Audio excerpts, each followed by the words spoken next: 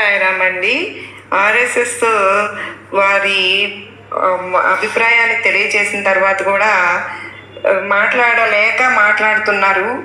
ఏం మాట్లాడాలో కూడా తెలియక మాట్లాడుతూ ఉన్నారు. మాట్లాడము అంటూనే మాట్లాడుతూ ఉన్నారు అని నాకు అర్థమైంది. అంటే వాళ్ళకు అర్థమైంది బాబా వారి గురించి, కానీ వాళ్ళు స్వలాభం కోసం మాట్లాడుతున్నారు అని మాత్రం తెలుసుకోవాలి. ఈరోజు సాయిబాబా వారి గురించి తెలియాలి అంటే సాయినాథుని సచ్చరిత్ర బుక్ చదవాలి. అది మాత్రమే మిగతా అన్నిటికీ మా ఆధారంగా వాళ్ళ భావాలు చూడగానే బాబావారు ఎలా కనిపించేవారు అని చెప్పేసి మనం అర్థం చేసుకోవాలి. వాళ్ళకి ఆ అర్థము అది తెలివి అనేది లేదు అని అర్థం చేసుకున్నారు కాబట్టి వాళ్ళు మాట్లాడేదేదో మాట్లాడారు.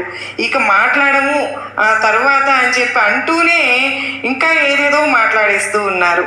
నిజంగా సాయినాథుడు ఇంతగా సచ్చరిత్రలో ప్రతిదానికి ఒక క్వాలిఫికేషన్ అనేది ఉంటుంది. దీంట్లో ప్రతిదానికి గొప్ప గొప్ప చదువులు చదువుకుంటే ఏమీ చేయక్కర్లేదు.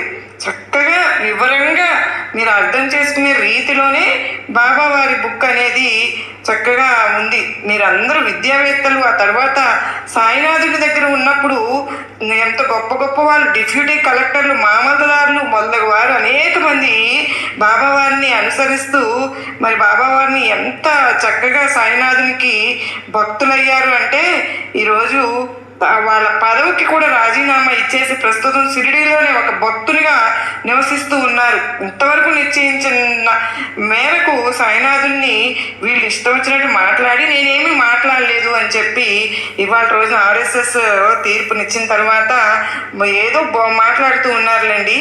ఈ రిపోర్ట్లో ఖచ్చితంగా మనం ఇందులో ప్రధానమైనది ఏంటంటే మనకు కావాల్సింది చాలా కొద్ది మంది మాత్రమే బాబా వారి దగ్గరకు అప్పట్లో కూడా వచ్చేవారు. వారు ఏ రకమైనటువంటి మహమ్మదీయ మతానికి సంబంధించినటువంటి ఆచారాలు పాటించలేదు. మహాత్ముల గురించి తెలుసుకోవాలంటే ఒక స్థితి ఉండాలి. ఎవరు పడితే వాళ్ళు దారిని పోయే వాళ్ళు ఇష్టం వచ్చినట్లు మాట్లాడి చేతిలో వీడియో ఉంది కదా అని చెప్పేస్తే దానికి ఏ రకమైన విలువ లేదు. అథెంటిక్ డాక్యుమెంట్ దీనికి కావలసిన వాళ్ళు ఎవరున్నారు, కాదలిగిన వాళ్ళు ఎవరెవరో ఏ రకమైనటువంటి బ్యాక్గ్రౌండ్ లేని వాళ్ళు ఏదేదో మాట్లాడుతున్నారు అని చెప్పి మనం ఏ రకమైనటువంటి ఆ విలువ ఇవ్వవలసిన అవసరం కూడా లేదు. సాయినాథుడు సాక్షాత్తు పరమేశ్వర స్వరూపం కనుకనే ఎన్నో కోట్ల మంది భక్తుల చేత ఆరాధింపబడుతున్నారు. పెద్ద పెద్ద మహాత్ములు భగవద్గీతలో కూడా మనకు ఏం చెప్పబడ్డారు, గొప్పవారు ఏది చెప్పారో దాన్ని అనుసరించమని. కనుక మనకు సాయి సచ్చరిత్రే ప్రమాణం.